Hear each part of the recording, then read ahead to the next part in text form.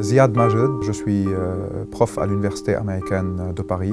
Souheil Belhadj, politologue à l'IHEID. Je m'appelle Jean-Marie Kemener, pendant 7-8 ans correspondant au Proche-Orient. Romain Caillet, chercheur et consultant sur les questions islamistes, auteur du blog Djihadologie sur Libération.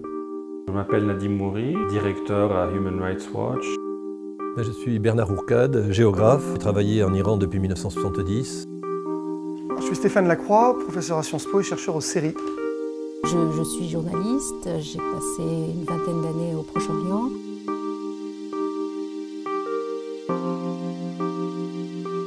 Au début, il n'y avait pas le slogan du départ de Bachar al-Assad, même si le slogan ou le mot d'ordre des révolutions arabes était « Le peuple veut la chute du régime ».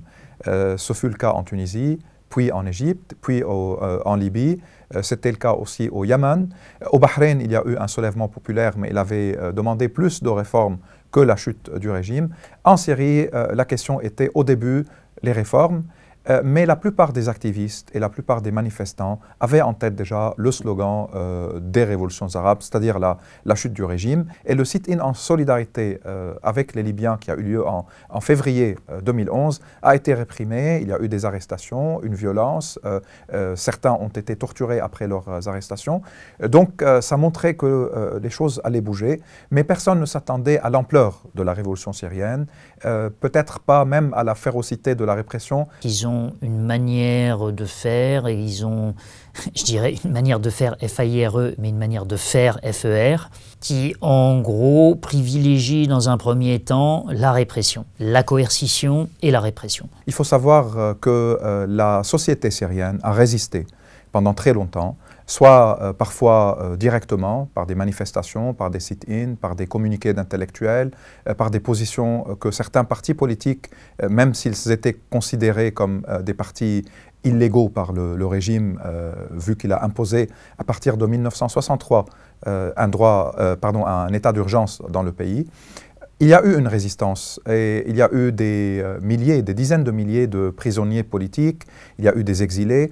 En 1979 et jusqu'en 82, il y a eu un soulèvement populaire dans lequel les frères musulmans ont joué un rôle principal, mais également il y avait des partis de gauche communiste comme de gauche socialiste qui étaient dans l'opposition. Ils ont été écrasés et il y a eu le terrible massacre de la ville de Hama en 82, février 82. Avant cela, il y a eu un terrible massacre dans la prison de Palmyre, Tadmor, qui est une métaphore maintenant et qui, pour les Syriens, crée la terreur avec tout ce qui s'est passé dedans, tuant des dizaines de milliers de personnes entre 79 et 82. En Syrie, il y a de vraies difficultés par rapport à définir le chiffre de gens qui ont été exécutés en prison ou qui sont morts en prison. Il y a eu à peu près 2 ans et demi une première indication quand des photos qui ont été appelées plus tard les photos César sont sorties. C'était des photos qui avaient été prises par un photographe militaire donc qui travaillait, son travail était de prendre en photo les gens qui mouraient dans les prisons. Et ils avaient estimé à plus de 7000 déjà. Et ça, c'était des gens qu'on voyait dans les photos. Amnesty a travaillé sur une prison de Sednaya et ils ont extrapolé les chiffres en se basant sur certaines données.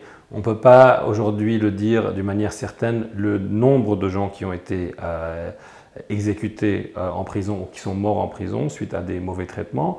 Par contre, ce qu'on peut dire, c'est qu'effectivement, on sait qu'il y a eu un très grand nombre de cas. C'est un régime qui fonctionne sur un mode quasi soviétique du parti unique. Voilà, ça c'est la référence la plus facile. C'est le parti Baas. Le parti Baas, c'est un parti central, unique, qui part du principe que les représentants, ceux qui gouvernent, sont issus du parti Baas, qui lui-même est issu de la population. C'est un parti pyramidal, et donc celui qui est à la tête représente le socle. C'est un parti qui est né en fait sur des fondements panarabiques, laïcards, nassériens. Donc il n'y a pas de confessionnalisme dans ce parti.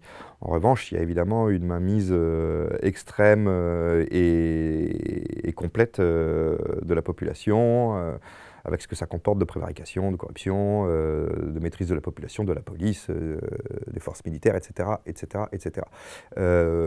Voilà, sachant que le père de Bachar, donc Hafez el-Assad, était un gradé de l'aviation syrienne, et lui a pris le pouvoir pour ne plus le lâcher à son propre profit. On parle donc bien d'une dictature appuyée sur un parti unique, en fait, le parti Baas. C'est comme ça que ça fonctionne, c'est comme ça que Bachar fonctionne aussi. Qu'est-ce qu'un parti hégémonique? C'est lorsque les règles du jeu pour le parti, les règles du jeu politique sont différentes que pour les autres partis.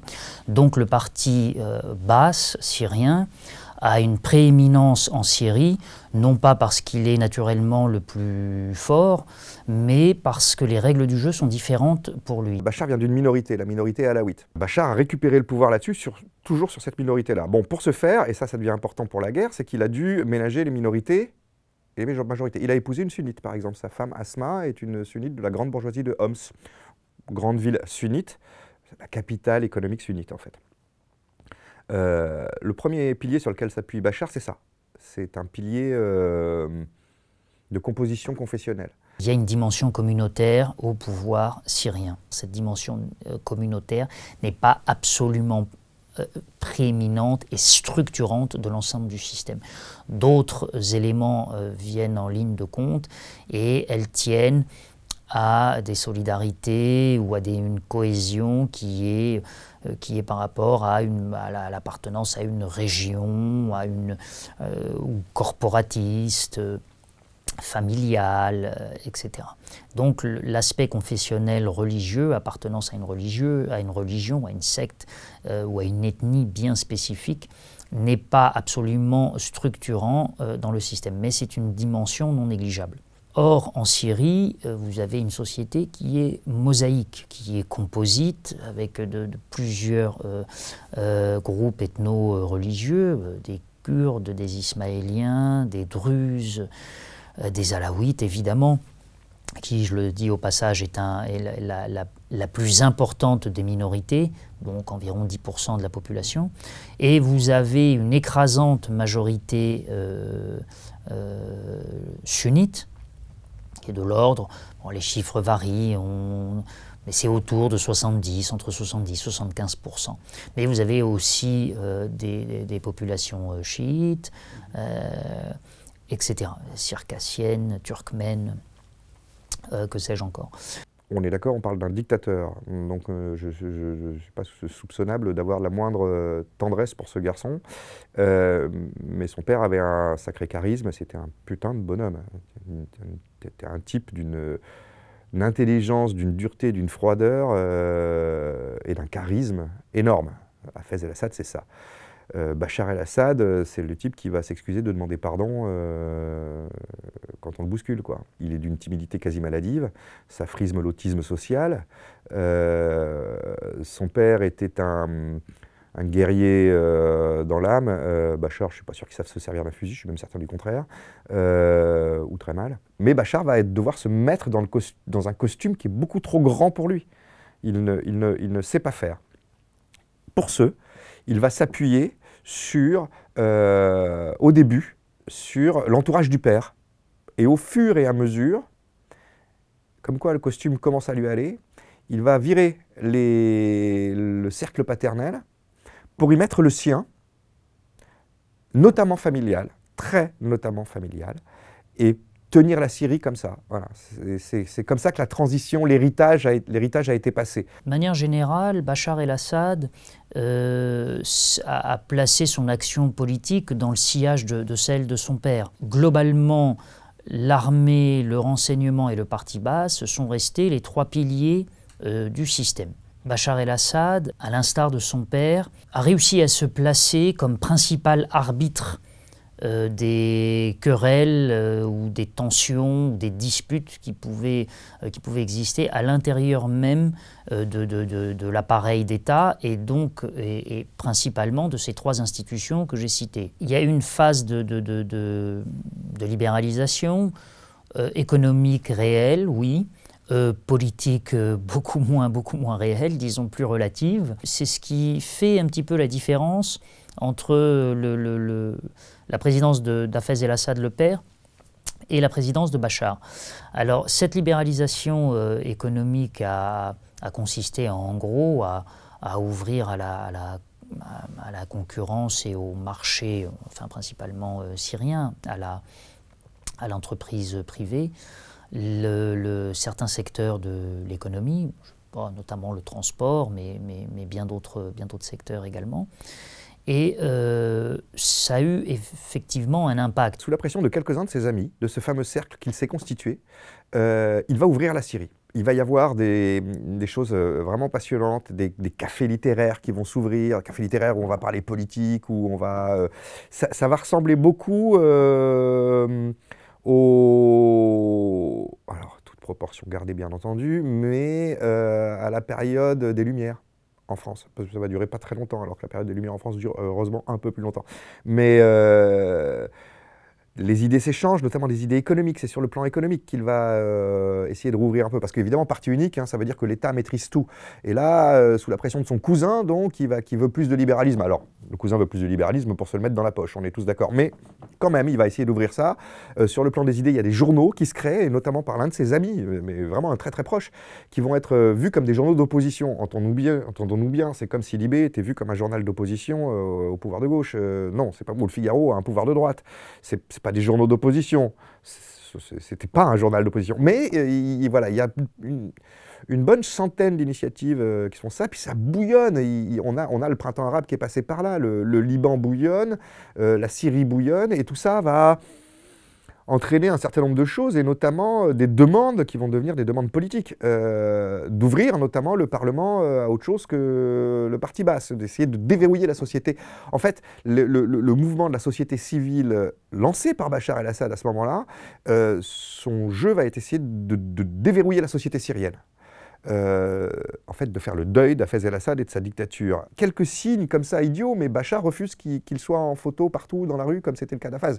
À l'époque d'Hafez, on ne pouvait pas marcher en Syrie sans tous les 200 mètres voir un portrait d'Hafez. Bachar refuse. C'est fini cette époque-là. Hein. Mais Bachar refuse de se voir. Notamment, des tas de petites choses qui font que... Et puis il ferme. Et puis il ferme, mais autant l'ouverture s'est faite dans un mouvement naturel, autant la fermeture, personne ne s'y attend. Vraiment, il referme le rideau de fer, et quand je parle de rideau de fer, en fait, il ferme les portes de la prison, quoi. Et il y en a beaucoup en prison à ce moment-là, avec les exactions qui vont avec.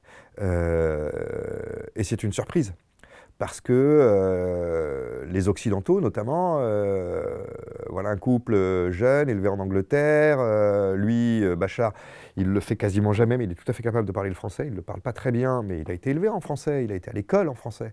Voilà, il parle mieux l'anglais. Elle a un accent anglais délicieux. Ils ont tous les codes occidentaux de communication. Il y a deux très belles femmes dans le monde arabe, il y a Rania Djordani et Asma el-Assad. Ils répondent à tous les codes people, papier glacé attendus. Le type ouvre son pays, enfin, on peut discuter de choses comme de la démocratie en Syrie. Wow. Et puis tout d'un coup, tout se referme. L'arrogance du régime en 2011 était de dire que la Syrie serait une exception, qu'il ne va pas y avoir une révolution, que le régime est non seulement puissant, mais que les gens ont surtout peur de ce qui se passe en Irak, peur de voir le pays rentrer dans une guerre, et que cela va être suffisant pour les calmer, pour les contrôler. Puis il y a eu même une annonce d'augmentation de salaire pour acheter un peu le calme social, disons, en pensant que ça va être surtout des classes défavorisées, qui va réclamer les changements, ce qui est vrai dans un sens, mais ça montrait que la question et la raison de la mobilisation était beaucoup plus politique que socio-économique, sans nier l'aspect social et économique. 2011, la révolution, il y avait des groupes qui se constituaient à fur et à mesure que les manifestations se déroulaient. C'était une organisation qui a pris du temps, elle était lente. On doit attendre jusqu'à juin 2011, donc 3 mois après le début de la révolution, pour voir la première structure révolutionnaire s'établir. Et ces structures-là vont commencer chaque vendredi à organiser les manifestations, à communiquer par Skype, à communiquer par les réseaux sociaux, à surprendre le régime avec la quantité de manifestations, même si parfois elles ne sont pas grandes, mais des points de manifestation vont être partout dans le pays. Et le régime va être surpris par cela, puis il a pensé qu'il allait viser les têtes qui organisent, et cela va tout de suite calmer les choses. Il a pensé que la violence extrême à Daraa allait créer un effet de peur de nouveau qui va calmer les manifestations. Or, ce n'a pas été le cas. La nouvelle génération a montré une certaine détermination. Beaucoup d'intellectuels de l'ancienne génération ont contribué également en écrivant et en essayant de couvrir ce qui se passait, puisque les médias n'étaient pas présents et la Syrie s'est tout de suite refermée sur elle-même. Le régime n'a plus permis aux médias de circuler. Il permettait juste à ceux auxquels il faisait confiance de venir dans le pays. Les communications montraient qu'il y avait une efficacité pour trouver un seul slogan, pour être prêt autour des prières de vendredi. Et certains disaient pourquoi ils ne sortaient que des mosquées, parce que les mosquées, c'était les seuls lieux, les seuls lieux où les gens pouvaient se retrouver, avec toutes les difficultés, mais la sortie leur permettait aussi d'être ensemble. Et les funérailles étaient de moments d'une intensité émotionnelle et politique incroyable, parce que d'un côté, les funérailles étaient devenues des moments de défi du régime, de montrer que celle ou celui qui est tombé sous les balles de la répression, il y a quand même des familles, des gens qui les soutiennent et qui vont leur faire leurs adieux, que ce moment-là de mort va se transformer en un moment de vie à travers le défi et à travers la poursuite de la révolution. Et chaque funéraille créait une solidarité, créait une charge émotionnelle dans chaque village ou dans chaque quartier pour maintenir la révolution. Il y a quand même des lieux où les gens se sentent ensemble, se sentent plus puissants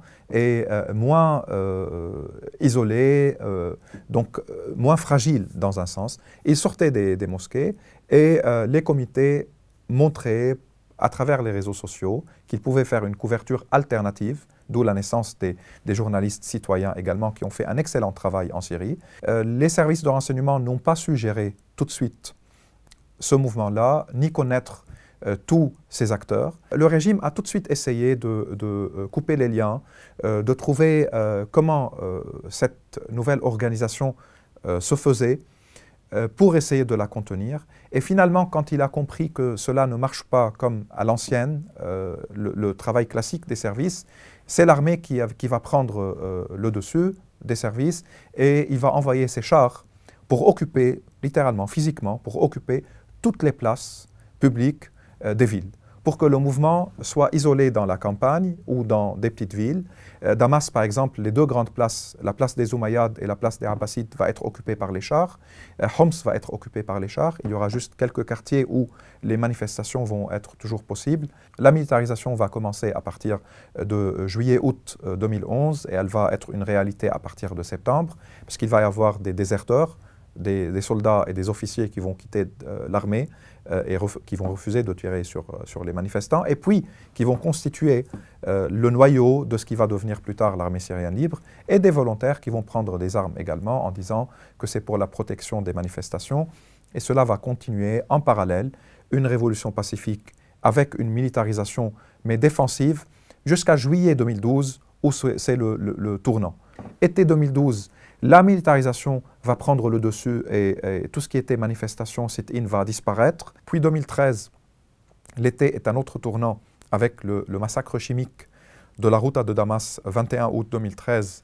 Et après, le régime s'est senti impuni puisque le monde n'a pas réagi, puisque Obama a accepté que cette fameuse ligne rouge soit franchie, soit violée sans qu'il réagisse. Août 2014, c'est la montée en puissance de Daesh après avoir proclamé le califat fin juin 2014. C'est les Américains qui interviennent contre Daesh tout en permettant au régime également de continuer. Donc l'intervention ne va pas viser le régime, mais seulement Daesh. Et le régime va se sentir encore plus conforté dans sa propagande que soit moi, soit Daesh.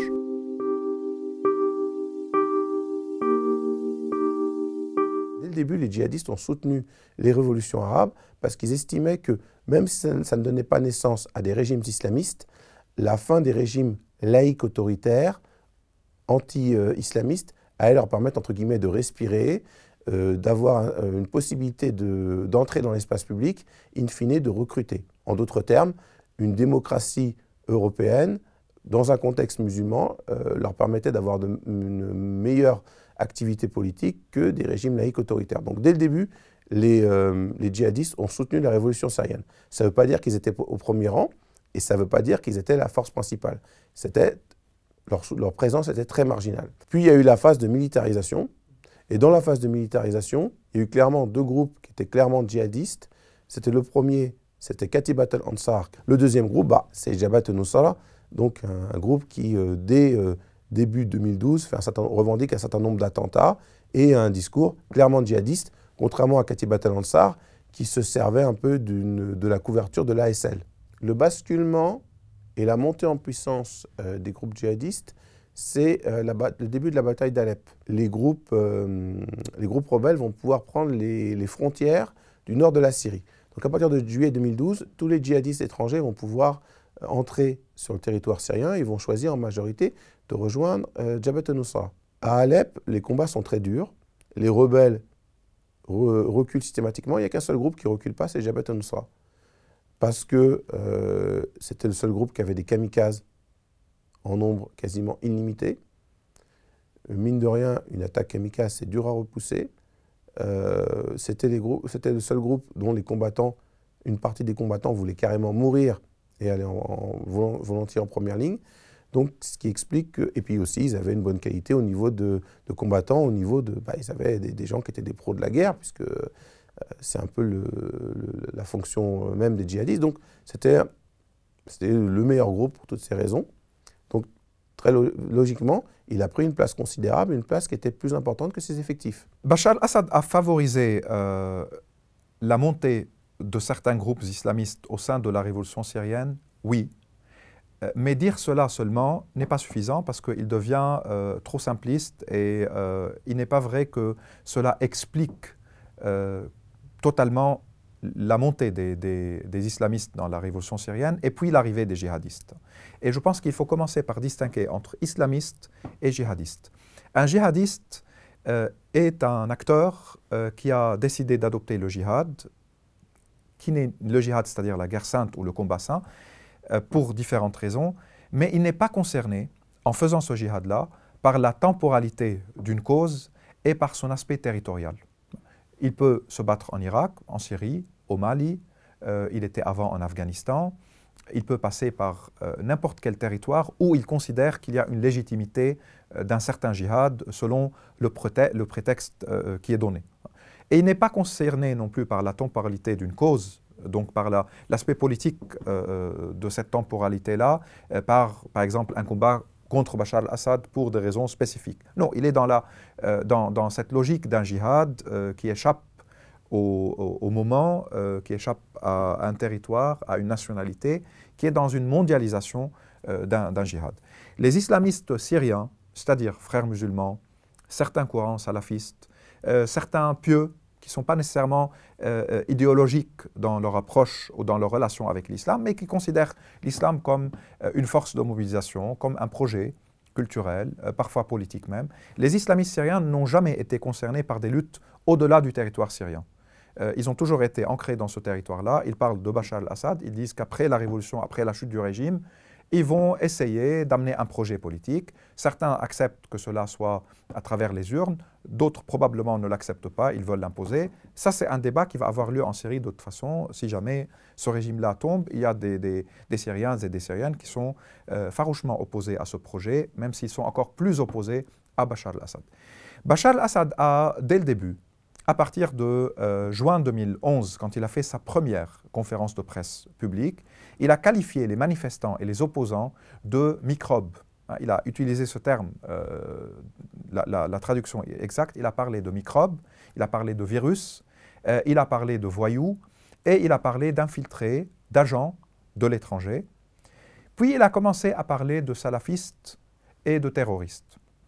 Et à ce moment-là, il avait libéré de ses prisons beaucoup de prisonniers politiques, des salafistes notamment, qui vont aller constituer des groupes armés et qui vont devenir des chefs, disons, importants dans la rébellion armée un peu plus tard. Mais cela ne veut pas dire que certains de ces anciens prisonniers sont des agents du régime ou bien qu'ils ont fait ce que le régime souhaitait qu'ils fassent? C'est très difficile à dire jusqu'à quel point les uns instrumentalisent les autres et maîtrisent parfaitement ce jeu de l'instrumentalisation comme une marionnette qu'on manipule à tout moment.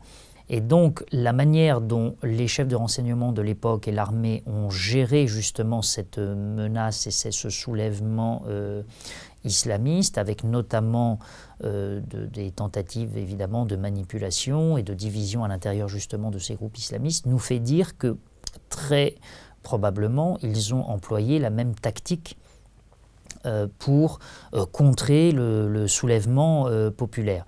Et justement, c'est là où le bas blessait pour le régime, c'est que ce soulèvement était essentiellement populaire. Ce que l'on sait, c'est que Hassan Raboud, l'ancien chef de Ahrar al-Shem, Zahran Alouche, l'ancien chef de Jaish el-Islam, Abdelkader Saleh, l'ancien chef de Liwa Tawhid, et enfin Ahmed Sheikh, l'actuel chef des Faucons du Liban, donc des groupes qu'on peut qualifier de, entre guillemets, rebelles modérés, avec beaucoup de guillemets pour Ahrar al-Shem, ont été libérés à la suite de l'amnistie de Bachar el-Assad.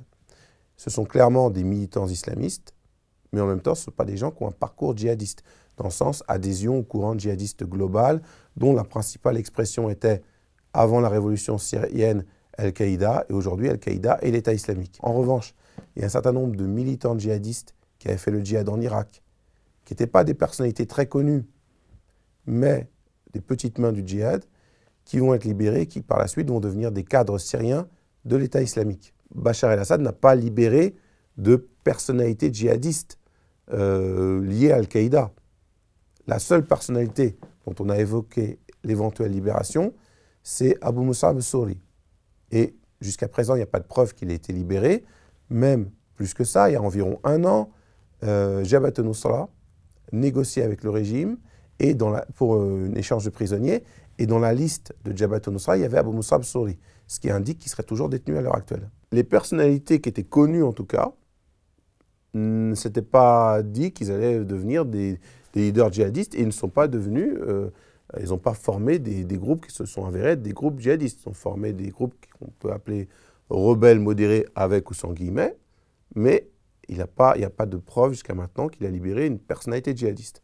Pour les petites mains qu'il a libérées, bah écoutez, est-ce que même aller rester 20 ans en prison quand ce qu'il leur a été reproché, c'est d'avoir combattu en Irak? Le seul scénario qui peut tenir, c'est une volonté d'islamiser la révolution. Mais est-ce que c'était pas évident que en Syrie, une révolution qui se fait contre le régime avec le passif du régime, ça n'avait pas forcément donné une révolution qui allait avoir une composante islamiste? Pendant un très long, au moins 2 ans, l'État islamique n'a pas fondamentalement été inquiété par le régime syrien. En tout cas, le régime syrien n'a en aucun cas concentré ses forces à Raqqa ou du côté de Deir ez-Zor pour reprendre ses territoires à l'État islamique et l'empêcher, disons, presque de prospérer. Essentiellement, l'État islamique d'Irak, c'est surtout des sunnites arabes. Les sunnites arabes sont très minoritaires en Irak.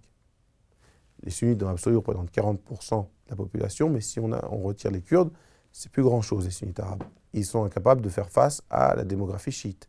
En revanche, fusionner avec les rebelles syriens permet d'inverser les rapports de force dans la région.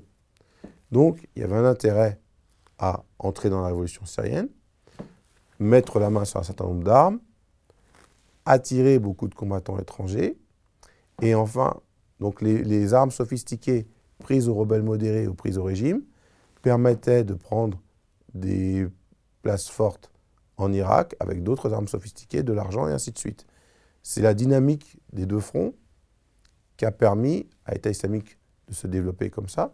Et aussi, c'est le groupe qui avait le discours le plus islamiste, le plus radical, et c'est donc celui-là qui a attiré le plus de combattants étrangers, qui étaient les combattants les plus efficaces.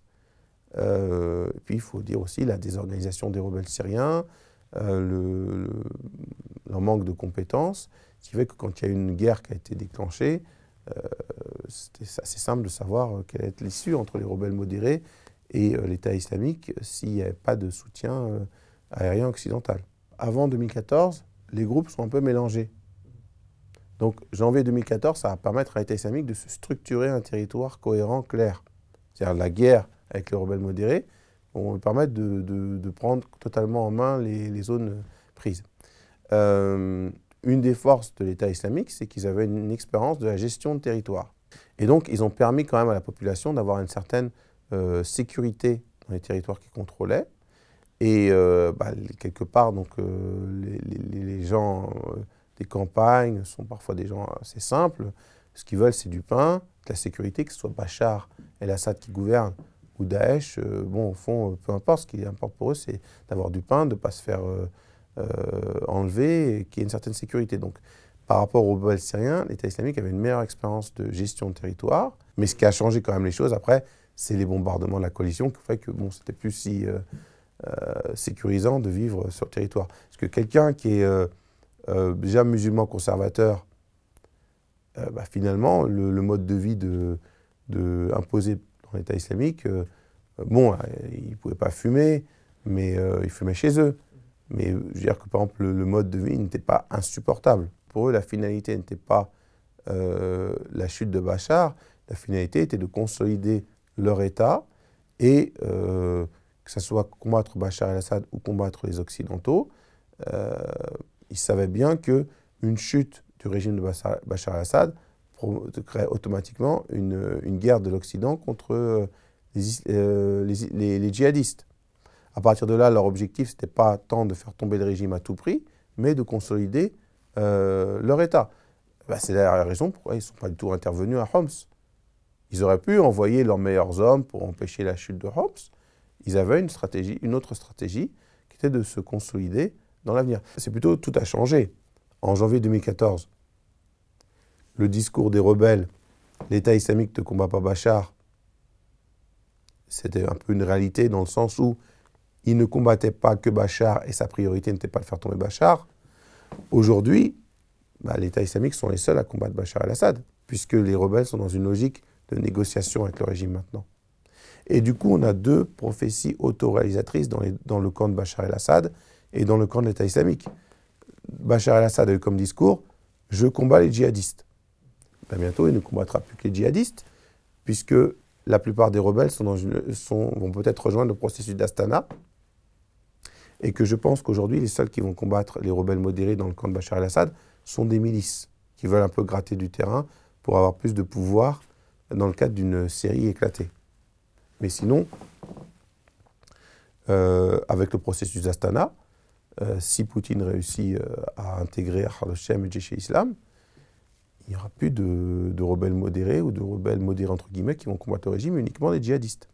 Et de l'autre côté, le discours de l'État islamique, en parlant des rebelles modérés, un jour vous serez avec Bachar, soutenu par l'Occident pour nous combattre. Quelque part, il est en train de se réaliser aussi. Donc on a eu deux prophéties autorisatrices dans le camp de Bachar el-Assad et l'État islamique qui sont en train de se réaliser. L'islam est présent dans la vie quotidienne des gens. Il y a un conservatisme qui s'est développé tout au long de l'ère assadienne, père et fils, mais cela ne veut pas dire que c'était ou que cela peut mener directement à une idéologie, à un projet idéologique de contrôler la société et d'avoir l'islam politique comme seul agenda, comme seul projet. Avec la guerre, avec la violence, le rôle de la religion devient encore plus important. Puis avec les combats, avec la discipline des islamistes, avec le fait que l'armée syrienne libre a été presque abandonnée par la plupart des acteurs de la région et du monde, et donc elle s'est affaiblie avec le temps, les islamistes sont devenus, au niveau des combattants, une majorité. Et encore une fois, je parle des islamistes non djihadistes. Et ils ont commencé à trouver des échos dans la société, puisque pour beaucoup de gens, ils les protègent face au régime syrien, mais surtout parce que le régime, pour beaucoup, n'existe presque pas. Face aux Iraniens, face aux djihadistes chiites non syriens qui venaient de plusieurs pays, face aux Russes, qui pour des Syriens sont quand même une force d'occupation, même si c'est une occupation aérienne, mais elle a fait des dégâts, elle a ravagé des zones bombardées, elle a systématiquement visé des hôpitaux, une infrastructure civile. Donc avec tous ces crimes de guerre, ces crimes contre l'humanité, avec le fait que les Syriens se sentent abandonnés, oui, les islamistes syriens ont trouvé un soutien. Pour les djihadistes, c'est encore une fois beaucoup plus compliqué, parce que pour beaucoup de Syriens, Daesh est une force d'occupation étrangère. Non seulement parce que la plupart de ses dirigeants ne sont pas syriens, sont irakiens, saoudiens, tunisiens, tchétchènes, mais parce que Daesh agit à Deir ez-Zor et à Raqqa comme une force d'occupation. Elle a exécuté des opposants. Elle a nominé des émirs qui sont responsables de ces zones-là, qui ne sont pas syriens. Mais avec 3 ans aussi de présence de Daesh maintenant en Syrie, ils ont certainement réussi à avoir des ententes avec des populations locales, martyrisées, abandonnées. Ils ont imposé des mariages entre leurs membres, leurs combattants étrangers, et des jeunes filles de tribus qui vivent dans les régions qu'ils ont contrôlées. Et les 2 zones qu'ils contrôlent, Raqqa et Deir ez-Zor, sont des zones plus ou moins dans leur sociologie où les tribus sont bien importantes démographiquement comme dans les structures et dans l'organisation sociale. Donc ce genre de mariage aussi crée des liens de sang comme ils le voulaient et ça rend le phénomène à la fois une occupation mais avec quelques liens dans la société. Et puisque Raqqa et Deir ez-Zor sont tout le temps exclus de tout processus politique, de tout accord de cessez-le-feu, ils sont bombardés par les populations civiles, ils sont bombardés par le régime, ils sont bombardés par les Russes. Parfois, ils sont bombardés par les Américains. Il y a des centaines de morts dans les raids aériens de la coalition internationale et des milliers de morts, évidemment, par les raids russes et ceux du régime. Ils sont sous l'occupation de Daesh et souvent maltraités. Il y a eu un massacre de 500 hommes de la tribu Shaitat qui s'est soulevée contre Daesh à Deir ez-Zor. Donc la terreur de Daesh, avec les bombardements aériens, font que leur vie, c'est l'enfer. Et du côté de Nusra, les relations avec la société à Idlib sont des relations souvent tendues. Il y a à Ma'arit al-Na'man, il y a à Saraqib, il y a à Keframbil, 3 importants villages qui ont joué un rôle très important dans la révolution syrienne. Il y a souvent des manifestations contre Al-Nusra. Pour eux, Al-Nusra, oui, c'est un phénomène qu'ils ne souhaitent pas voir se développer, ni imposer un futur ou un projet pour le futur de la Syrie, mais c'est surtout le régime qui est leur ennemi, parce que c'est le régime qui, depuis 46 ans, les maintient sous la terreur, sous la répression. Donc ils doivent aussi trouver des compromis avec Al-Nusra tant que le régime, les Iraniens et les Russes les menacent. Et à chaque fois, on leur dit, si vous ne vous positionnez pas clairement, si vous ne combattez pas Al-Nusra, vous allez être bombardés avec Al-Nusra. Comment ils vont combattre Al-Nusra tandis que Assad les menace, les Iraniens les menacent, les milices étrangères présentes en Syrie les menacent et les Russes les bombardent.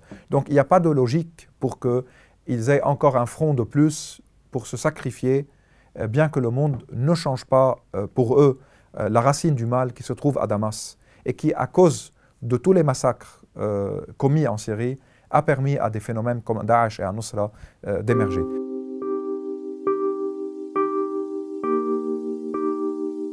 L'Iran et la Syrie sont 2 pays qui sont en bonne relation et c'est tout. Le printemps arabe à Damas, ou à Dera exactement, et donc tout le monde dit Bachar el-Assad est mort. Dans 15 jours, le régime s'effondre. Et toutes les chancelleries du monde disaient le régime s'effondre. Donc en France, on a Alain Juppé qui reconnaît un gouvernement syrien en exil avec des exilés qui se trouvaient en France. L'Iran, à ce moment-là, a quelques inquiétudes, a pris des contacts avec les rebelles. Pour les Iraniens, en effet, ce qui est important, c'est d'avoir à Damas un pouvoir fort qui les protège de l'Irak, éventuellement, qui soit un acteur important contre Israël, hein, et qui ne pose pas trop de problèmes.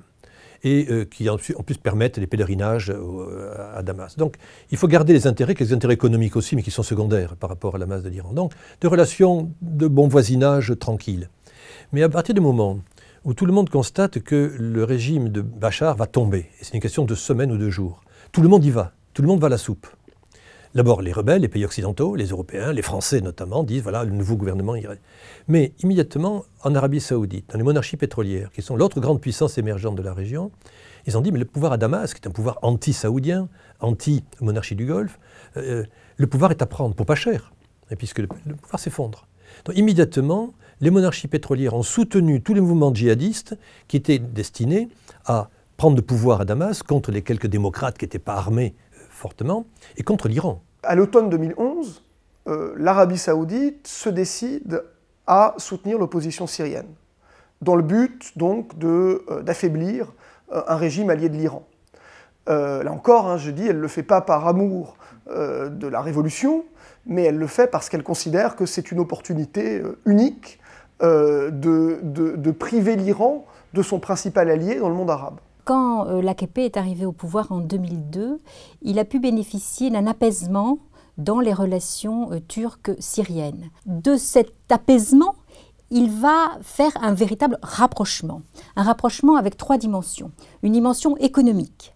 Donc accord de libre-échange en 2004, diminution des frais de douane de 50%, investissements turcs assez nombreux, puis une dimension plus personnelle entre Assad et Erdogan. Beaucoup de visites entre les 2 hommes. Par exemple, Recep Tayyip Erdogan, qui est alors Premier ministre du gouvernement islamo-conservateur, est invité d'honneur à Damas, quand Damas est capitale culturelle, si vous voulez, de la Syrie. Il y a aussi une libéralisation des visas, c'est le 3e élément. Donc tout ça, mis bout à bout, on a pu parler quasiment d'une lune de miel entre la Turquie et la Syrie. Le tournant, c'est août 2011. La dernière réunion entre Davutoglu et Bachar s'est très mal passée. Et là, on voit vraiment un virage, c'est-à-dire que le ton monte. Secondement, ça y est, on voit que Bachar al-Assad joue à fond la carte kurde contre la Turquie.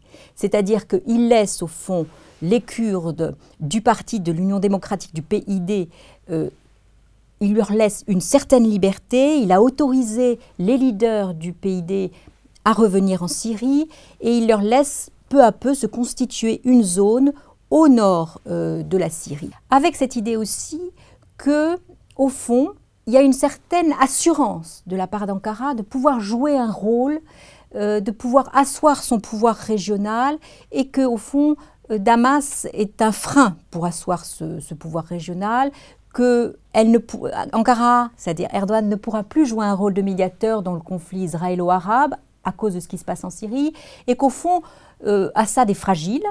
Ils connaissent bien Assad, ils voient qu'il est fragile. Ils ont sans doute, comme beaucoup de gens, dont par exemple la France, sous-estimé le rôle futur de la Russie et de l'Iran. Donc, rupture, parce qu'ils pensent que c'est jouable, que Bachar al-Assad va chuter très, très rapidement. Comment ils font? Alors, premièrement, on l'a vu, ils ont déjà quand même pris pas mal de contacts avec l'opposition, et la Turquie devient le quartier général des frères musulmans en particulier, parce que c'est cette carte sunnite de l'islam politique que veut jouer Ankara, que veut jouer Recep Tayyip Erdogan, en particulier parce que c'est une carte qui est assez légitime dans la rue arabe. L'islam politique, les frères musulmans, ça veut dire quelque chose. Donc, pour l'essentiel, c'est l'accueil, c'est des financements, des formations, des séminaires de formation, des cadres. Donc vraiment, il y a un bouillonnement en Turquie. La Turquie est une plateforme pour les aides occidentales comme des pays du Golfe qui viennent aider des rebelles. C'est-à-dire livraison d'armes, financement. Et ça passe très souvent par la Turquie. Les Iraniens, et il y a eu un discours très intéressant de Javad Zarif, ministre des Affaires étrangères iranien, quand il était de passage à Paris lors de la visite de Rouhani, le président iranien, à Paris, donc il y a un an de ça. Il a fait une réunion avec des journalistes et quelques universitaires. Son discours a été l'Arabie Saoudite qui pose un problème, qui est impérialiste, qui ne contrôle pas ses terroristes, qui multiplie les groupes terroristes partout. Bon, une vision très négative des Saouds.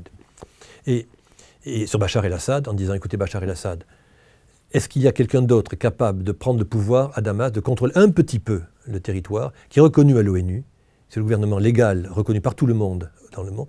Est-ce que vous pensez qu'un colonel rebelle qui est à Idlib, ou qui est dans la banlieue de Beyrouth, ou un groupe djihadiste peut être un interlocuteur crédible qui va gouverner la Syrie? Non.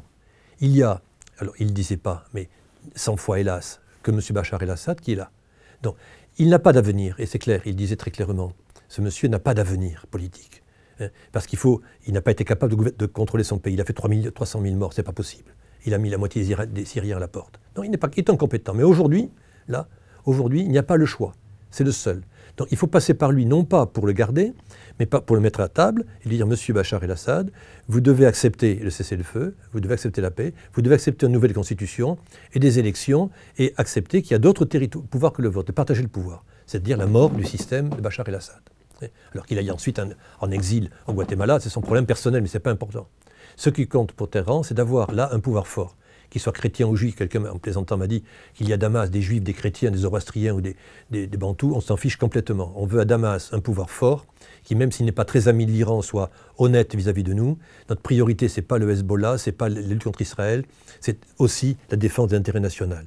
Non, on est très content d'avoir le Hezbollah, d'avoir la lutte contre Israël, d'avoir des amis à Damas. Si on n'a pas de grands amis, on aura au moins des voisins corrects. Et c'est ça qui compte pour nous. Aujourd'hui, on voit les accords des Russes et la victoire d'Alep, qui a été très importante, dramatique, comme c'est la guerre. Mais on voit les Turcs, les Russes et les Iraniens sur le terrain, reprendre Alep. Les Iraniens ne vont pas coloniser Alep. Ces troupes qui ne sont pas iraniennes d'ailleurs, qui viennent un peu partout, des miliciens. Bon. Mais ce qui compte, c'est que l'Iran est là. Donc sans les Iraniens, sans l'appui iranien, les Russes n'auraient rien pu faire. Les Russes ne sont pas sur le terrain. Et donc, qui contrôle le terrain aujourd'hui? Ce sont les Iraniens. Donc ils sont là. Cela dit, ils sont assez faibles parce qu'ils ont dû demander l'aide des Russes. Et donc les Iraniens ne sont pas tout seuls. Et ils savent très bien qu'il faut compter sur les rebelles qui sont également opposés à tout ce qui est Daesh et Al-Qaïda. Et il y a Bachar el-Assad. Et donc les Iraniens ne peuvent rien imposer, mais ils sont devenus des acteurs. Et ce qui est important, cette guerre en Syrie, c'est pour ça qu'elle est fondatrice. Les guerres, hélas, sont fondatrices des avenirs. La Seconde Guerre mondiale était épouvantable, mais ça a créé l'ONU, ça a créé ce qu'on a connu pendant 50 ans. Parfois pas si mal que ça. Dans la guerre en Syrie, c'est le drame le pire depuis la Seconde Guerre mondiale, mais qui a restructuré le Moyen-Orient. Les Américains étaient partis d'Iran en 1979, les Russes ne sont pas arrivés, mais ils ont progressivement montré qu'ils étaient les seuls sérieux dans la région. Les Américains ayant ravagé l'Afghanistan et ravagé l'Irak. Ils sont incapables. Les Russes disent, écoutez, nous, on va essayer de voir ce qu'on peut faire. On le fait à Damas, à Bagdad, à Alep. Bon. Donc les Iraniens, on les a mis, les Iraniens c'est un État voyou, on ne veut pas des Iraniens, régime change, il faut supprimer la République islamique, c'est une honte, etc. Tout le discours anti-iranien. Les Iraniens ne sont pas des anges. Mais on ne peut pas faire une politique comme cela. Les Iraniens, c'est 4 millions de personnes, c'est un vrai État solide. Et donc dire l'Iran n'existe pas, c'est criminel du point de vue des géopolitiques. Et donc on fait tout sur l'Arabie Saoudite et sur Dubaï. C'est pas sérieux. Il faut rééquilibrer les choses. Et donc aujourd'hui, l'Iran est enfin reconnu comme un acteur. Et donc à Astana, l'Iran était autour de la table avec la Turquie et la Russie. Il n'y avait pas l'Arabie Saoudite, il n'y avait pas les Américains, ils sont dans les couloirs, mais pas autour de la table. Et ça qui est important. C'est le retour de l'Iran, non pas de l'Iran chiite qui veut conquérir le Moyen-Orient et convertir au chiisme le reste du monde. Les ayatollahs, comme pensent à cela, bien évidemment, il y a toujours des extrémistes dans un pays, mais ce n'est pas l'essentiel. L'Iran s'impose comme nation nouvelle, c'est une renaissance de l'Iran, république et non pas monarchie, qui a pour devise indépendance, liberté, république islamique, ma foi des slogans qu'on peut accepter. Et les Iraniens disent, sans nous, on ne peut rien faire dans la région. Et c'est en cela que la victoire d'Alep, et au-delà du drame d'Alep et de la victoire conjoncturelle, c'est l'Iran qui revient dans la scène internationale avec la Russie, avec la Turquie. Le problème, c'est qu'il faut maintenant faire rentrer dans le jeu l'Arabie Saoudite. Mais comme l'Arabie Saoudite est un des soutiens des djihadistes et des plus radicaux, il faut d'abord que l'Arabie Saoudite change un peu sa politique internationale pour qu'ils soient admis autour de la table. Et ils y arriveront, bien évidemment. Ce qui est compliqué ici, c'est que il y a la politique de l'État saoudien, et puis ensuite vous avez en Arabie Saoudite des réseaux qui sont des réseaux semi-étatiques, para-étatiques, ou quelquefois même sans lien aucun avec l'État saoudien, qui eux-mêmes ont leurs propres candidats en Syrie. Et donc vous allez avoir, venant d'Arabie Saoudite, dès 2012, des flux financiers qui vont à destination de groupes plus radicaux, qui, dans la plupart des cas, à mon sens, ne sont pas des flux qui émanent de l'État saoudien lui-même. L'État saoudien, lui, il a choisi ses soutiens, et ce sont plutôt les soutiens de type armée syrienne libre. Mais c'est vrai que vous avez dans toute la mouvance islamiste saoudienne, une mouvance islamiste qui entretient des relations ambiguës, parfois tendues avec le pouvoir saoudien pour les raisons que j'ai expliquées, mais qui reste active et présente et bien implantée en Arabie Saoudite. Vous avez des réseaux qui, eux, misent d'emblée sur des groupes plus radicaux, d'obédience salafiste ou d'obédience proche des frères musulmans. Et donc vous allez avoir dans le même temps, venant d'Arabie Saoudite, des financements qui vont vers des groupes qui sont voilà, plus en phase avec l'islam politique ou avec le salafisme. Ce que l'État saoudien cherche à faire au départ donc, c'est à soutenir la rébellion syrienne dans ses factions non islamistes. Ça va être la politique saoudienne qui va s'appliquer pendant les premières années de la rébellion. Et puis, c'est vrai qu'à partir de 2014, à mesure que les factions islamistes sont plus importantes, à mesure qu'elles exercent une influence plus importante sur le terrain, que les factions les plus séculières sont de moins en moins influentes, en particulier sur le plan militaire, il va y avoir en Arabie Saoudite un changement de position qui va consister à dire, bon, puisqu'on ne peut pas travailler avec les factions de type armée syrienne libre qui, sur le terrain, pèsent de moins en moins, il va falloir se chercher d'autres partenaires pour renverser Bachar al-Assad. Et on va voir les Saoudiens regarder du côté des factions islamistes non djihadistes. On va voir finalement l'Arabie Saoudite déplacer son attention vers tous ces groupes qui sont dans cette zone grise, hein, qu'on pourrait appeler voilà, l'islamisme non djihadiste. C'est-à-dire, ce n'est pas Jebhat al-Nusra, ce n'est pas l'État islamique, mais ce sont effectivement des groupes qui se réclament de l'islam politique ou du salafisme, qui dans un premier temps n'étaient pas donc le premier choix de l'Arabie Saoudite, mais l'Arabie Saoudite va dans un second temps regarder du côté de ces groupes. Et en particulier, ce changement il va devenir véritablement effectif avec l'arrivée au pouvoir du roi Salman. Le roi Salman il remplace le roi Abdallah en janvier 2015, et Salman, il est moins radicalement hostile à l'islam politique que Abdallah. Le roi Abdallah, lui, avait un problème majeur avec l'islam politique. C'est d'ailleurs sous le roi Abdallah, en mars 2014, que l'Arabie Saoudite classe les frères musulmans dans la liste des organisations terroristes. Il faut se souvenir qu'en 2014, pour bien illustrer cette hostilité des Saoudiens à l'égard de l'islam politique, l'Arabie Saoudite classe les frères musulmans dans sa liste d'organisations terroristes, à l'instar de l'Égypte du maréchal Sissi. Avec l'arrivée au pouvoir du roi Salman en janvier 2015, les Saoudiens adoptent une position plus pragmatique à l'égard des groupes islamistes, et en particulier dans le cas syrien. C'est-à-dire qu'entre-temps, ils se sont rendus compte que les factions islamistes étaient les plus fortes sur le terrain, que c'était les seuls finalement à même de mener le combat contre Bachar al-Assad. Et donc on va voir une recomposition des alliances. Et d'abord, on va voir l'Arabie Saoudite se rapprocher de la Turquie, alors que jusque-là, les Turcs et les Saoudiens tous les deux soutenaient l'opposition, mais ne soutenaient pas les mêmes groupes. Les Turcs, dès le départ, soutiennent plus ouvertement les groupes islamistes, alors que les Saoudiens, jusqu'en janvier 2015, sont beaucoup plus hostiles aux groupes islamistes sur le terrain. Ils ont une position qui est plus proche de celle des Émirats arabes unis, hein, qui, comme les Saoudiens, jusqu'en 2015, se refusent à soutenir les groupes islamistes. Mais en 2015, donc, on a ce rapprochement entre l'Arabie Saoudite et la Turquie, et le Qatar en vérité, hein, les trois grands parrains de l'opposition syrienne, qui jusque-là soutenaient des groupes différents, se rassemblent autour d'une même table pour soutenir les mêmes groupes. Et donc les Saoudiens, à partir de ce moment-là, vont diriger leur soutien politique et financier vers des groupes qui sont voilà, un peu de type Ahrar al-Sham, par exemple, qui est ce groupe qu'on qualifie quelquefois de salafo-nationalistes. Enfin, ce ne sont pas des djihadistes au sens de Jebhat al-Nusra ou de l'État islamique. Il y a au sein d'Ahrar al-Sham des éléments qui sont plus ouverts au courant djihadiste, mais le centre de gravité d'Ahrar al-Sham, il est plutôt dans une logique salafo-nationaliste.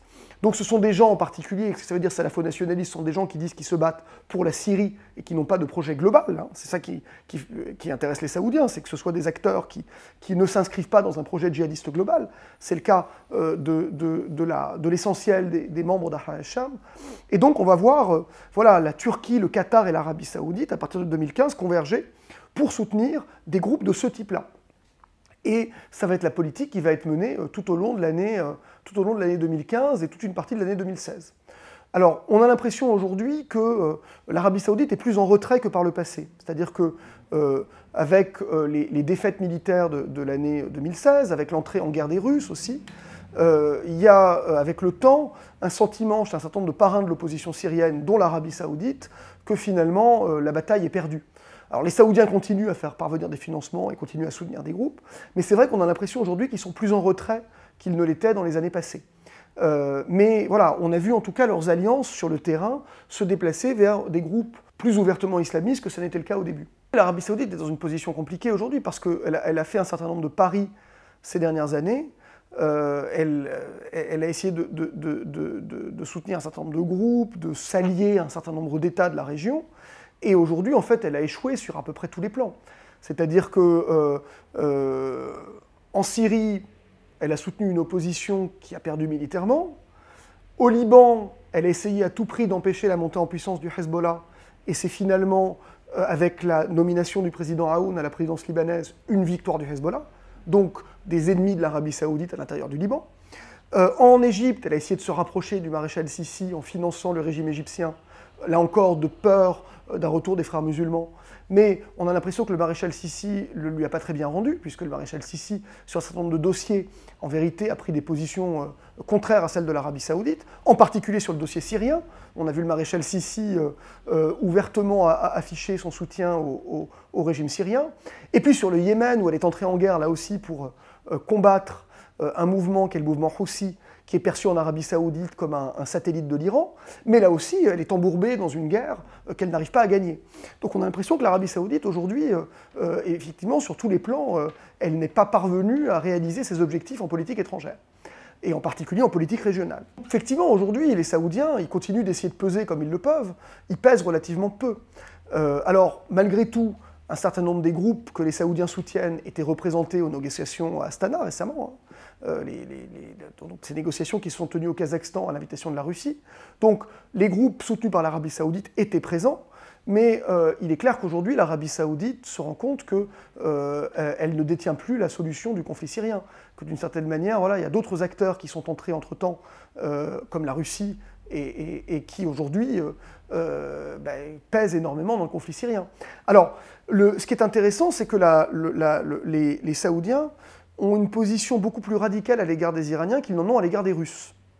C'est-à-dire que l'obsession des Saoudiens, c'est l'Iran.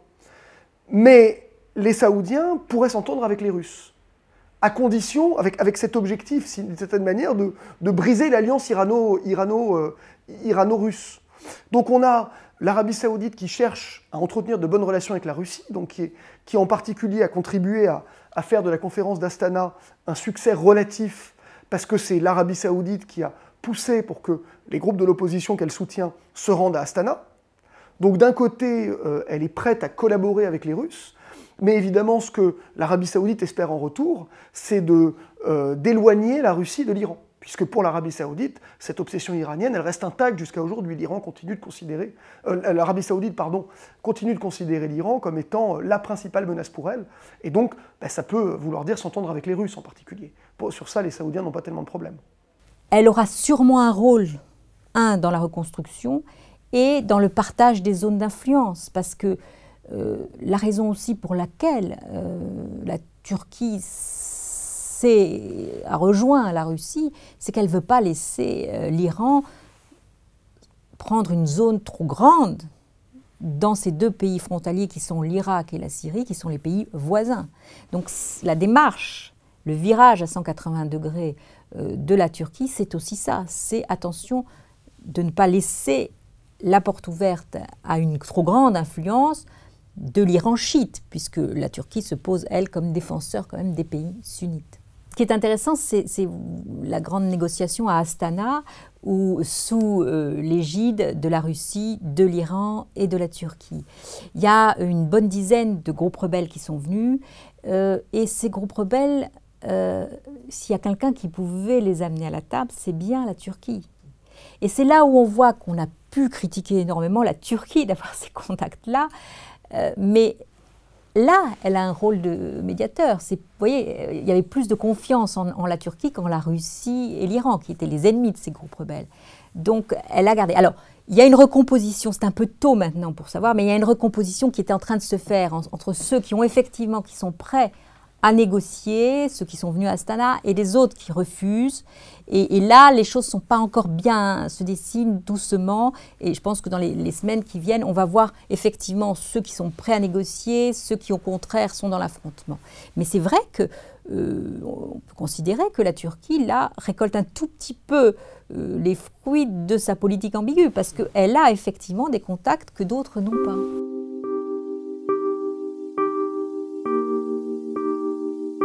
Alors le régime est fortement institutionnalisé. Et donc ça fait maintenant 40 ans. Ça veut dire qu'on pourrait imaginer qu'il tourne sans qu'il fonctionne sans que ce soit un membre de la famille Assad. Mais on a un doute là-dessus, puisque une transition s'est opérée, donc on a remplacé un président par un autre. Simplement, ce président est le fils du précédent. Pourquoi est-ce que Bachar el-Assad est important à l'intérieur du système?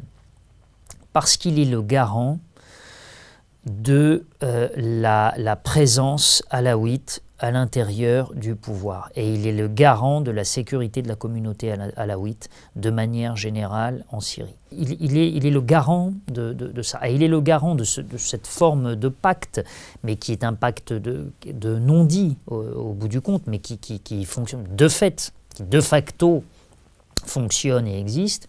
C'est cet équilibre entre les sunnites et les alaouites, je dis ça schématiquement, dans le partage justement du pouvoir. Les autres minorités sont associées relativement au pouvoir, mais c'est principalement ces deux communautés qui se partagent, je dirais, les postes les plus importants et qui sont les plus influents justement dans la décision politique. On pourrait imaginer que Bachar disparaisse ou soit exfiltré par les Russes, ça pourrait être possible, mais ce système fonctionnera si, je pense, un alaouite est président de la République. C'est un criminel de guerre. Le témoignage ne manque pas juridiquement, c'est prouvable, c'est en cours. Donc on ne peut pas, c'est juridique. Il y a un moment où on ne discute pas avec un criminel. On va discuter avec un chef de guerre. Dans le court terme, oui. Dans le moyen terme, ce chef de guerre doit s'effacer et laisser la place à quelqu'un d'autre. Et dans le long terme, ce chef de guerre doit être jugé pour ses crimes. Alors évidemment, les tenants de la réalpolitik vous disent oui, mais quand même, sans Bachar el-Assad, il n'y a pas de solution possible. C'est vrai et c'est faux. C'est vrai parce qu'encore une fois, il maîtrise une partie de la Syrie. Donc oui. Et c'est faux parce que c'est ignorer qu'il va y avoir une dynamique, il va y avoir quelque chose. Il va y avoir de nouvelles aspirations, etc. Le pire du pire qui puisse arriver, c'est une solution, et vraiment je prie mes amis libanais que j'aime de tout mon cœur de me pardonner, mais une solution à la libanaise. C'est-à-dire une solution qui ferait de la Syrie une mosaïque confessionnalisée, territorialisée, avec chacun son petit territoire, une espèce de royaume de Hobro sans roi. J'espère juste que les Syriens sauront se souvenir de ce qu'ils sont capables de faire quand ce n'est pas la guerre. Et là, il y aura une solution, et Bachar n'y sera pas. Bachar ne peut plus y être, il s'est privé de cette solution-là. Il ne va pas jouer éternellement sur le conflit des minorités. D'ailleurs, quelle minorité quelle minorité C'est sûr qu'un règlement du conflit intégrera la donnée alaouite quelque part. Voilà, la donnée chrétienne aussi, la donnée sunnite, la donnée kurde, la donnée druze. Bien sûr qu'il faudra intégrer tout ça, mais il faudra que la mayonnaise prenne et pas laisser les ingrédients les uns à côté des autres en espérant que ça aille pour le mieux, comme c'est le cas au Liban. Ça ne va jamais pour le mieux. Par ailleurs, le règlement, ce n'est pas les politiques qui vont l'avoir, c'est la société civile dans ce domaine-là. Le Levant, le Proche-Orient, et a une force qu'on n'imagine pas. La force de la société civile syrienne, libanaise, égyptienne. Moi, elle m'a toujours surpris, elle m'a toujours retourné. C'est-à-dire que c'est la société qui fait bouger les choses et pas la politique. C'est un truc que les Français ont du mal à imaginer. Les Français ont voté contre la peine de mort alors que la majorité des Français étaient pour l'IVG, alors que la majorité des Français étaient contre. En France, les grandes avancées sociales se sont faites malgré les Français, j'ai envie de dire. Tant mieux. En Syrie, au Liban ou en Égypte, les avancées sociales se font malgré les politiques. Si les Syriens sont capables de revenir là-dessus, Bachar n'existe plus de facto. Il n'a plus son mot à dire. Maintenant, ce sont des pays extrêmement compliqués, avec tellement de paramètres à prendre en compte que je ne m'aventurerai pas jamais à imaginer une solution absolument concrète, là, comme ça. C'est comme ça que la Syrie doit régler la question. J'en suis tout à fait incapable et je pense que tout le monde en est incapable. Parce qu'en fait, c'est aux Syriens de décider. Ce qu'on les a juste privés de faire depuis 5 ans. Mais Bachar ne fera plus partie de l'équation. J'ose l'espérer dans 10 ans, parce que Parce qu'on ne peut pas permettre à quelqu'un qui a tué sa propre population de la diriger après. Désolé d'enfoncer une porte ouverte, mais ça paraît assez clair, non ?